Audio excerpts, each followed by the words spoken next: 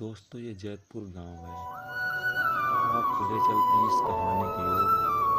इस जैतपुर गांव की कहानी, इसको जरा दोस्तों ध्यान से देखना और समझना और इसका अर्थ निकालना।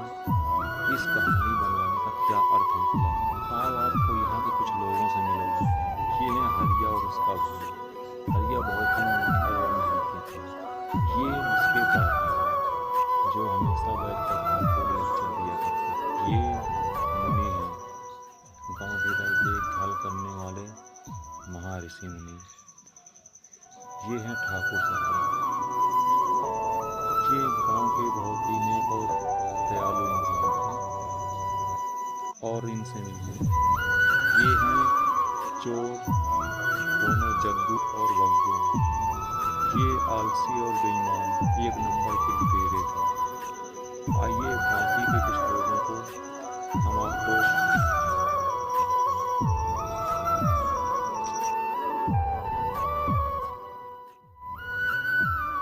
ये है भीमा ठाकुर का सबसे खास किसान, जो बहुत ही मेहनती और ईमानदार था। ठाकुर भीमा से बहुत खुश रहता था। एक बार भीमा खेतों से जब घर आए तो देखा उसकी पत्नी कौशल्या कुछ सोचा रही थी। तब भीमा बोला, अरे कौशल्या, तुम क्या सोच रही हो? तब कौशल्या बोली, स्वामी मैं सोच रही हूँ कि आज अगर हमें ठाकुर साहब ने हमें गुजारा करने के लिए आपको अगर काम किया तो हम एक दाने को तरस जाते।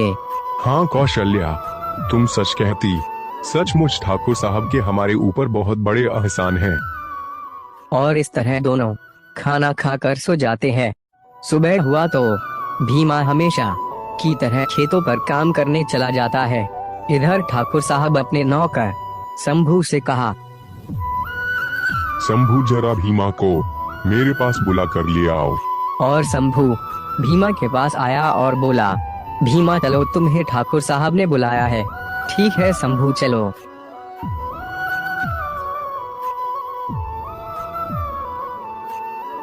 कहिए ठाकुर साहब, आपने मुझे किस लिए बुलाया है? भीमा, मैं तुम्हारी मेहनत और ईमानदारी से बहुत खुश हूँ। तुम अगर मुझसे इनाम के दौर पर कुछ मांगना चाहो तो मांग सकते हो। बोलो भीमा, तुम्हें क्या चाहिए? ठाकुर साहब, आपने मुझे 2 वक्त की रोटी खाने के लिए काम किया है। मेरे लिए इतना ही बहुत, और मुझे कुछ नहीं चाहिए।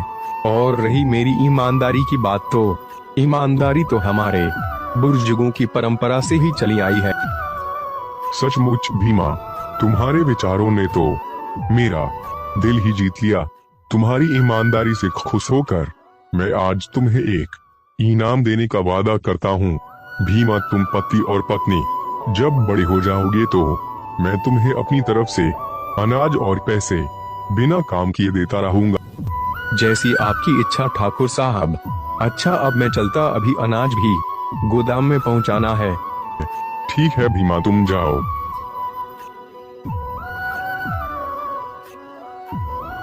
शंभू भीमा कितना ईमानदार और दिलदार है। ना ठाकुर साहब, भीमा जैसे ईमानदार और मजदूर लोग बहुत ही मुश्किल से मिलते हैं। आगे की कहानी देखने के लिए करे भाग 2। और हमेशा इसी तरह की कार्टून वीडियो और कहानियाँ देखने के लिए हमारे चैनल को सब्सक्राइब करें, ताकि हम जब भी कोई वीडियो लेकर आएं तो उसको इससे पहले आप देखें।